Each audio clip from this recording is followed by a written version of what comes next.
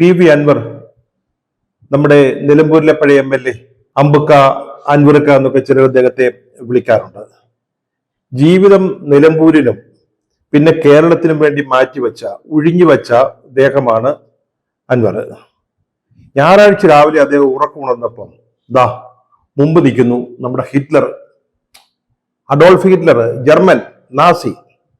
മുടിവീശയുണ്ട്, മുടി ഇങ്ങനെ നെറ്റിയുടെ ഇടതുവശത്തേക്ക് താഴ്ത്തി ചീകിയ ഹെയർ സ്റ്റൈലാണ്.